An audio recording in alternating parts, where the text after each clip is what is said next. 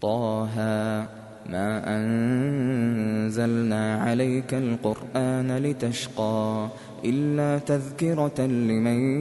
يخشى تنزيلا ممن خلق الأرض والسماوات العلا الرحمن على العرش استوى له ما في السماوات وما في الأرض وما بينهما وما تحت الثرى وإن تجهر بالقول فإنه يعلم السر وأخفى الله لا إله إلا هو له الأسماء الحسنى وهل أتاك حديث موسى إذ رأى نارا فقال لأهلهم كثوا إني آنست نارا لعلي آتيكم منها بقبس أو أجد على النار هدى فلما أتاها نودي يا موسى إني أنا ربك فاخلع نعليك إنك بالوادي المقدس طوى وأنا اخترتك فاستمع لما يوحى إنني أنا الله لا إله إلا أنا فاعبدني وأقم الصلاة لذكري إن الساعة آتية أكاد أخفيها لتجزى كل نفس بما تسعى فلا يصدنك عنها من لا يؤمن بها واتبع هواه فتردى وما تلك بيمينك يا موسى قال هي عصاي أتوكأ عليها وأهش بها على غنمي ولي فيها مآرب أخرى قال ألقها يا موسى فألقاها فإذا هي حية تسعى قال خذها ولا تخف سنعيدها سيرتها الأولى واضمم يدك إلى جناحك تخرج بيضاء من غير سوء آية أخرى لنريك من آياتنا الكبرى اذهب إلى فرعون إنه طغى قال رب اشرح لي صدري ويسر لي أمري واحلل عقدة من لساني يفقه قولي واجعل لي وزيرا من أهلي هارون أخي أشدد به أزري وأشركه في أمري كي نسبحك كثيرا ونذكرك كثيرا إنك كنت بنا بصيرا قال قد أوتيت سؤلك يا موسى ولقد مننا عليك مرة أخرى إذ أوحينا إلى أمك ما يوحى أن اقذفيه في التابوت فاقذفيه في اليم فليلقه اليم بالساحل يأخذه عدو لي وعدو له وألقيت عليك محبة مني ولتصنع على عيني إذ تمشي أختك فتقول هل أدلكم على من يكفله فرجعناك إلى أمك كي تقر عينها ولا تحزن وقتلت نفسا فنجيناك من الغم وفتناك فتونا فلبثت سنين في أهل مدين ثم جئت على قدري يا موسى واصطنعتك لنفسي اذهب أنت وأخوك بآياتي ولا تنيا في ذكري اذهبا إلى فرعون إنه طغى فقولا له قولا لينا لعله يتذكر أو يخشى قالا ربنا إننا نخاف أن يفرط علينا أو أن يطغى قال لا تخافا إنني معكما أسمع وأرى فأتياه فقولا إنا إنا رسولا ربك فأرسل معنا بني إسرائيل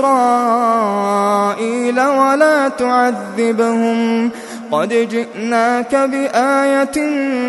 من ربك والسلام على من اتبع الهدى إنا قد أوحي إلينا أن العذاب على من كذب وتولى قال فمن ربكما يا موسى قال ربنا الذي أعطى كل شيء خلقه ثم هدى قال فما بال القرون الأولى قال علمها عند ربي في كتاب لا يضل ربي ولا ينسى الذي جعل لكم الأرض مهدا وسلك لكم فيها سبلا وأنزل من السماء ماء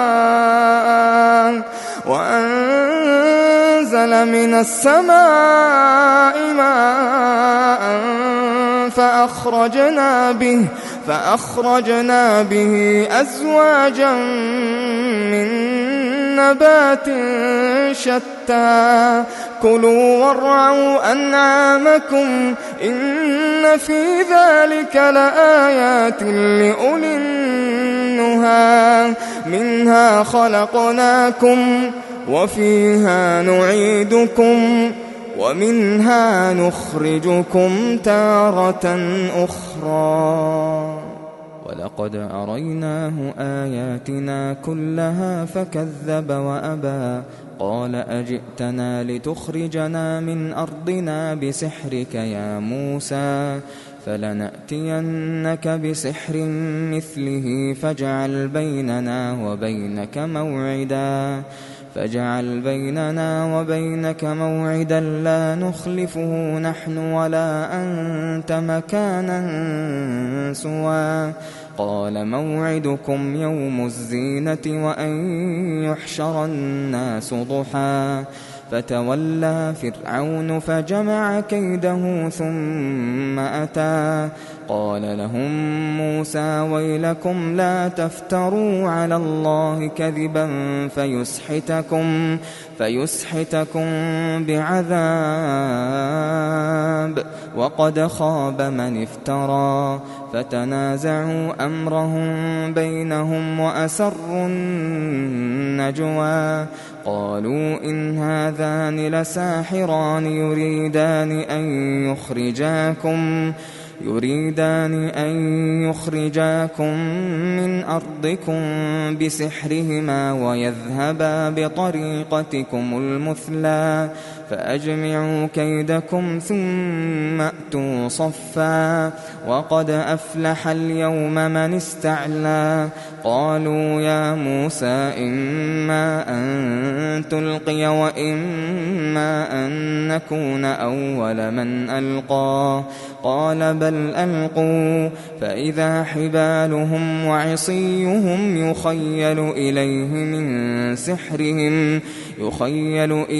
من سحرهم أنها تسعى فأوجس في نفسه خيفة موسى قلنا لا تخف إنك أنت الأعلى وألق ما في يمينك تلقف ما صنعوا إنما صنعوا كيد ساحر ولا يفلح الساحر حيث أتى فألقي السحرة سجدا قالوا آمنا برب هارون وموسى قال آمنتم له قبل أن آذن لكم إنه لكبيركم الذي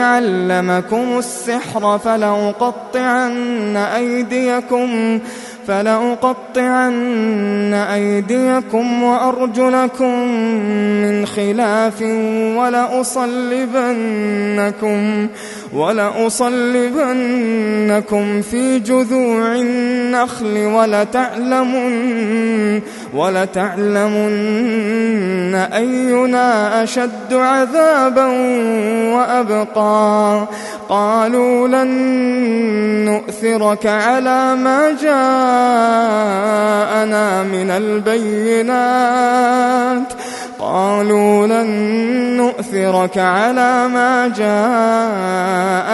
من البينات والذي فطرنا فاقض ما أنت قاض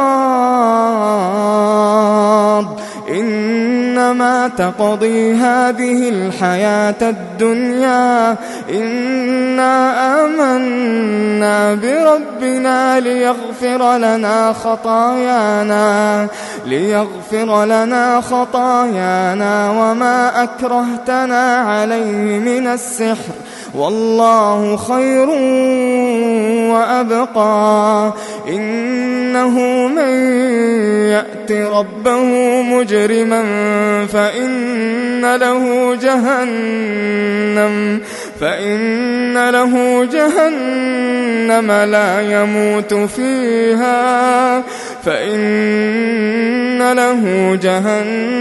لا يموت فيها ولا يحيا. ومن يأته مؤمنا قد عمل الصالحات فأولئك لهم الدرجات العلى جنات عدن تجري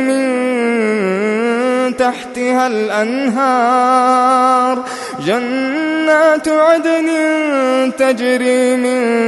تحتها الأنهار خالدين فيها وذلك جزاء من تزكى. ولقد أوحينا إلى موسى أن أسر بعبادي فاضرب لهم طريقا في البحر يبسا لا تخاف دركا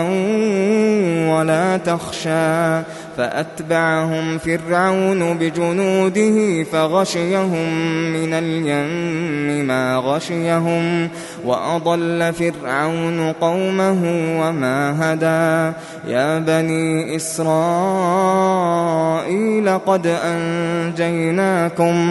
قد أنجيناكم من عدوكم وواعدناكم جانب الطور الأيمن ونزلنا عليكم المن والسلوى. كلوا من طيبات ما رزقناكم ولا تطغوا فيه فيحل عليكم غضبي ومن يحلل عليه غضبي فقد هوى. وإني لغفار لمن تاب وآمن وعمل صالحا ثم اهتدى. وما أعجلك عن قومك يا موسى قال هم أولئك على أثري وعجلت إليك رب لترضى. قال فإنا قد فتنا قومك من بعدك وأضلهم السامري. فرجع موسى إلى قومه غضبان أسفا قال يا قوم ألم يعدكم ربكم وعدا حسنا أفطال عليكم العهد أم أردتم أن يحل عليكم غضب من ربكم فأخلفتم موعدي. قالوا ما أخلفنا موعدك بملكنا ولكننا حملنا أوزارا من زينة القوم فقذفناها فكذلك ألقى السامري فأخرج لهم عجلا جسدا له خوار فقالوا هذا إلهكم وإله موسى فنسي أفلا يرون ألا يرجع إليهم قولا ولا يملك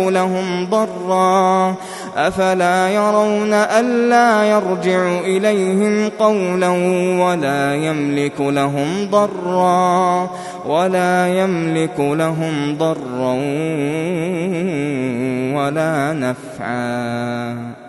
ولقد قال لهم هارون من قبل يا قوم إنما فتنتم به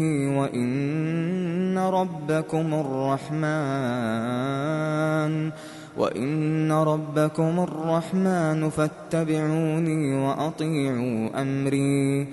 قالوا لن نبرح عليه عاكفين حتى يرجع إلينا موسى قال يا هارون ما منعك إذ رأيتهم ضلوا ألا تتبعني أفعصيت أمري قال يا ابن أم لا تأخذ بلحيتي ولا برأسي إني خشيت أن تقول فرقت بين بني إسرائيل ولم ترقب قولي قال فما خطبك يا سامري قال بصرت بما لم يبصروا به فقبضت قبضة من أثر الرسول فنبذتها وكذلك سولت لي نفسي قال فاذهب فإن لك في الحياة أن تقول لا مساس وإن لك موعدا لن تخلفه وانظر إلى إلهك الذي ظلت عليه عاكفا لنحرقنه ثم لننسفنه في اليم نسفا إنما إلهكم الله الذي لا إله إلا هو وسع كل شيء علما كذلك نقص عليك من أنباء ما قد سبق وقد آتيناك من لدنا ذكرا من أعرض عنه فإنه يحمل يوم القيامة وزرا خالدين فيه وساء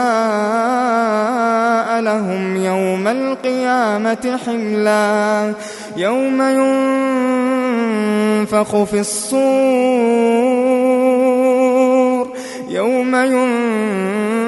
ينفخ في الصور ونحشر المجرمين يومئذ زرقا يتخافتون بينهم إن لبثتم إلا عشرا نحن أعلم بما يقولون إذ يقول أمثلهم طريقة إن لبثتم إلا يوما ويسألونك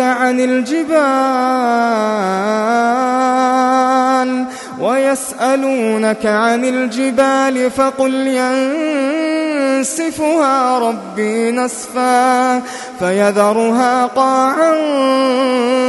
صفصفا لا ترى فيها عوجا ولا أمتا يومئذ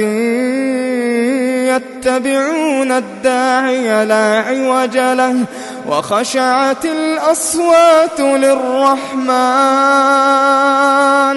وخشعت الأصوات للرحمن فلا تسمع إلا همسا يومئذ لا تنفع الشفاعة إلا من أذن له الرحمن ورضي له قولا يعلم ما بين أيديهم وما خلفهم ولا يحيطون به علما وعنت الوجوه للحي القيوم وقد خاب من حمل ظلما ومن يعمل من الصالحات وهو مؤمن فلا يخاف ظلما ولا هضما وكذلك أنزلناه قرآنا عربيا وصرفنا فيه من الوعيد لعلهم يتقون أو يحدث لهم ذكرا فتعالى الله الملك الحق ولا تعجل بالقرآن من قبل أن يقضى إليك وحيه وقل رب زدني علما ولقد عهدنا إلى آدم من قبل فنسي ولم نجد له عزما وإذ قلنا للملائكة اسجدوا لآدم فسجدوا إلا إبليس أبى فقلنا يا آدم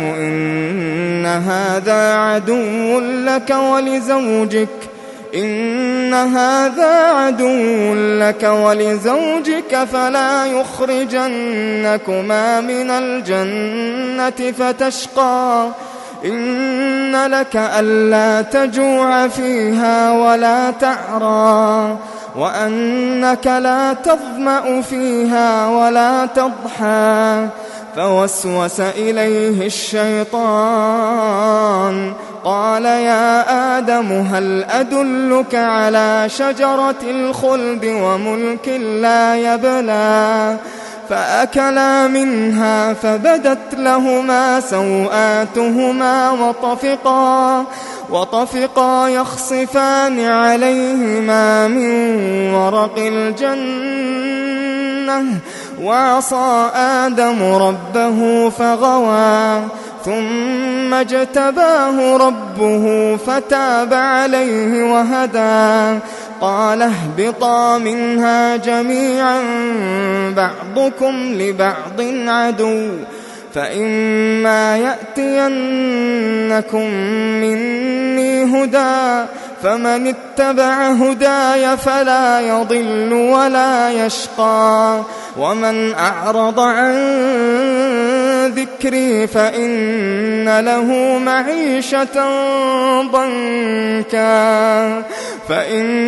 له معيشة ضنكا ونحشره يوم القيامة أعمى قال رب لم حشرتني أعمى وقد كنت بصيرا قال كذلك أتتك آياتنا فنسيتها وكذلك اليوم تنسى وكذلك نجزي من أسرف ولم يؤمن بآيات ربه ولعذاب الآخرة أشد وأبقى أفألم يهد لهم كم أهلكنا قبلهم من القرون يمشون في مساكنهم إن في ذلك لآيات لأولي النهى ولولا كلمة سبقت من ربك لكان لزاما وأجل مسمى فاصبر على ما يقولون وسبح بحمد ربك قبل طلوع الشمس وقبل غروبها ومن آناء الليل فسبح وأطراف النهار لعلك ترضى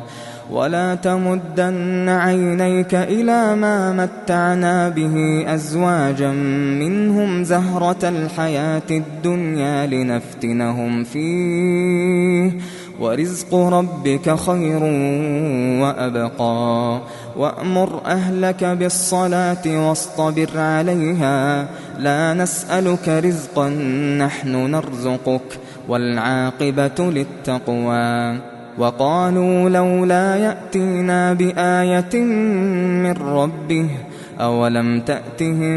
بينة ما في الصحف الأولى ولو أنا أهلكناهم بعذاب من قبله لقالوا ربنا لولا أرسلت إلينا رسولا فنتبع آياتك من قبل أن نذل ونخزى قل كل متربص فتربصوا فستعلمون من أصحاب الصراط السوي ومن اهتدى.